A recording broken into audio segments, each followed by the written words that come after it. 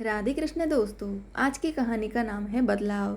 दिया फटाफट रसोई का काम निपटाकर अपने कमरे में आ गई। आज उसे विक्की के साथ मूवी देखने जाना था, इसलिए वह अपनी सास कमला जी और ननद रंजना का खाना तैयार करके वह अपने कमरे में आ गई थी। देवर देवरानी मोनू और निकिता तो आज बाहर से ही डिनर करके आने वाले थे। विक्की दिया के लिए खास अनारकली सूट लेकर आया था। आज उसी को पहनकर वह तैयार होने वाली थी। शादी के 8 साल बाद उसे सूट पहनने को मिलेगा, सोच सोच कर ही वह बहुत खुश हो रही थी, वरना तो वह हमेशा साड़ी में ही रहती थी। तैयार होने के बाद वह अपने आप को आईने में निहार ही रही थी कि बाहर से विक्की की आवाज़ आई। दिया फटाफट अपने कमरे के बाहर आई तो कमला जी ने उसे देखकर टोक दिया। अरे बड़ी बहू, यह क्या पहना है तुमने? यह तो तुम पर बिल्कुल नहीं जच रहा। ऐसे अनारकली सूट तो छोटी बहू निकिता पर ही अच्छे लगते हैं। तुम्हें देखो और एक उसे देखो, कहाँ तुम टुनटुन बेडोल और कहाँ मेरी छोटी बहू की मोहिनी काया। तुम कहाँ उसकी बराबरी कर रही हो? कहते हुए कमला जी जोर से हंस दी। उनकी बात सुनकर दिया का चेहरा उतर गया, लेकिन ननद भी कहाँ पीछे रहने वाली थी। आखिर वह भी बोली, आपकी शादी को 10 साल हो गए हैं, अभी 10 महीने पहले आई छोटी भाभी से कंपटीशन कर रहे हो। छोटे भाई भाभी का तो घूमना बनता है, लेकिन आपको इस उम्र में क्या शौक चढ़ा है जो अपने दोनों बच्चों को छोड़कर बेपरवाह लोगों की तरह घूमने जा रहे हो? बुरा मत मानना, लेकिन गलत तो नहीं बोल रहे हैं हम। लोग बातें बनाएंगे आपके बारे में। अरे बहू, कहाँ अपनी नाक कटवाने में तुली हुई हो? बहू तो साड़ी में ही सुंदर लगती है, ऊपर से तुम अनारकली सूट पहन रही हो और बेवजह मूवी देखने में पैसे खर्च कर रही हो। अरे यह सब तो आजकल की सोच वाले हैं, तुम कहाँ इन सब में पड़ रही हो? मुझे तो यह सब बिल्कुल पसंद नहीं है। कमला जी ने अपने मन की बात कह दी। यह बातें अंदर आते हुए दिया के पति विक्की ने सुन ली। अंदर आते ही वह बोला, क्या हुआ दिया, तुम अभी तक यहीं खड़ी हो? मैं कब से तुम्हारा बाहर इंतजार कर रहा हूँ, चलो देरी हो रही है। उसे देखते ही उदास होकर दिया बोली, मैं साड़ी पहन कर आती हूँ। विक्की बोला, क्यों? सूट में क्या बुराई है? कोई रिश्तेदारी में थोड़ी ना जा रहे हैं हम, मूवी देखने ही तो जा रहे हैं। अच्छी तो लग रही हो, दूसरों की नज़र से खुद को मत देखो। मुझे तुम अच्छी लग रही हो, बस यही काफ़ी है। अब चलो भी। विक्की ने एक बार कमला जी और रंजना की तरफ देखा और फिर दिया को लेकर रवाना हो गया। उन दोनों के जाने के बाद रंजना माँ कमला जी से बोली, यह क्या मम्मी, बड़ी भाभी को इस उम्र में क्या शौक चढ़ा है?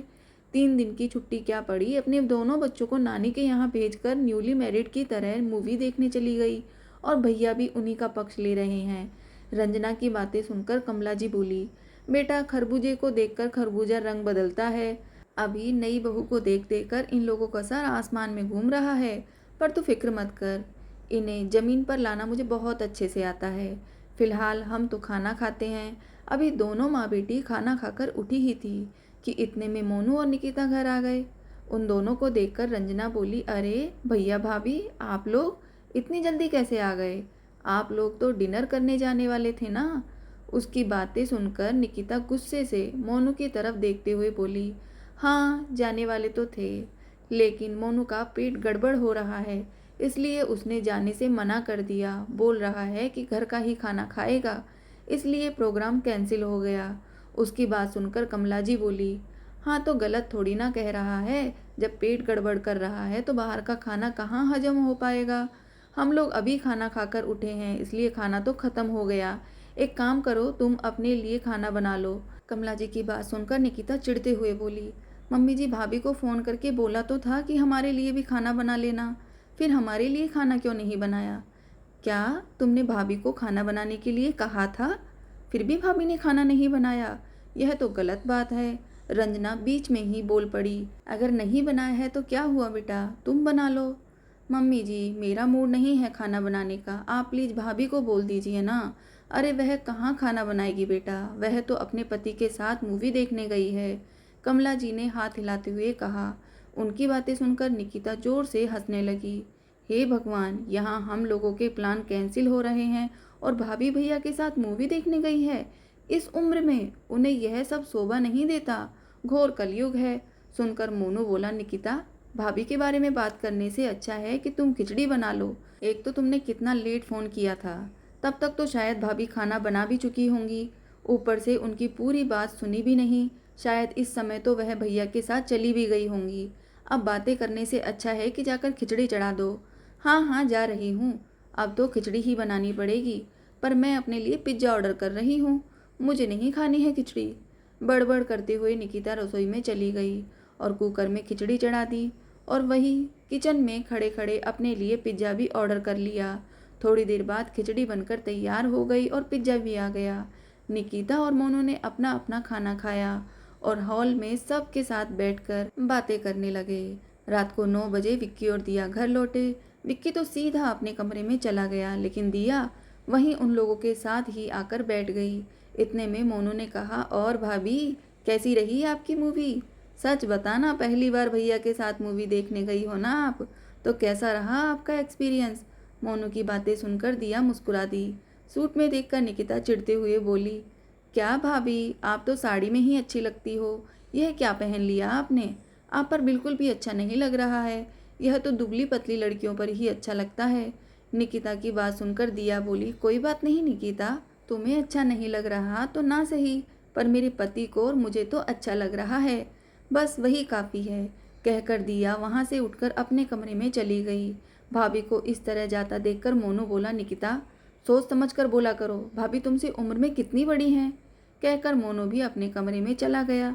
निकिता कमला जी से बोली, देखा आपने मम्मी जी, भाभी के तो सुर ही बदलने लगे हैं।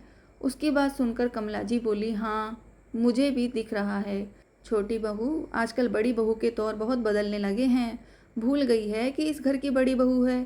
खैर तुम फिक्र मत करो, मुझे उसे याद दिलाना अच्छे से आता है।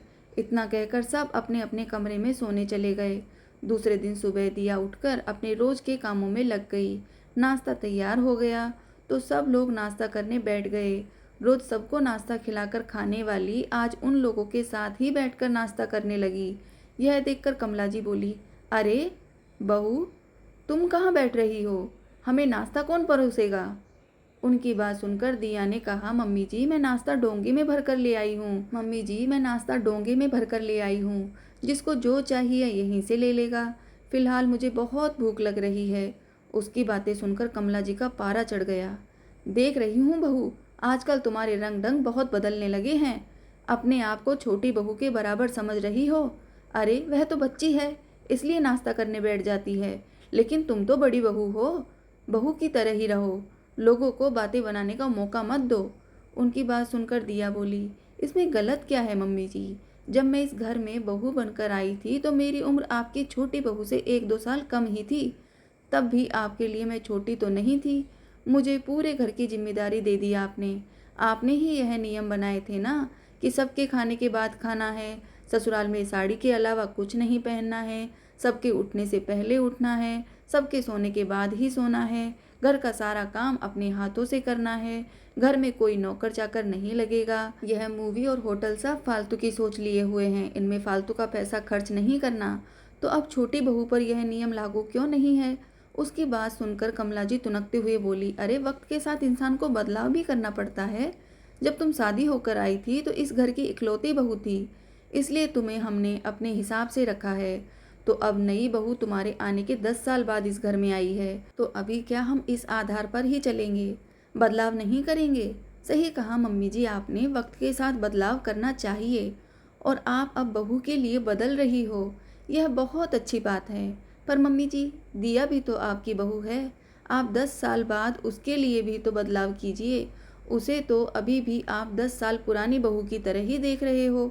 विक्की ने बीच में ही कहा, तुम बैठकर नाश्ता करो। इतने में मोनू भी कहने लगा, हाँ मम्मी, भैया सही कह रहे हैं, आपकी 2 बहुएं हैं, दोनों से व्यवहार भी एक जैसा ही होना चाहिए। ऐसा ना हो कि एक को हर चीज़ में छूट मिले और दूसरे को सिर्फ जिम्मेदारी।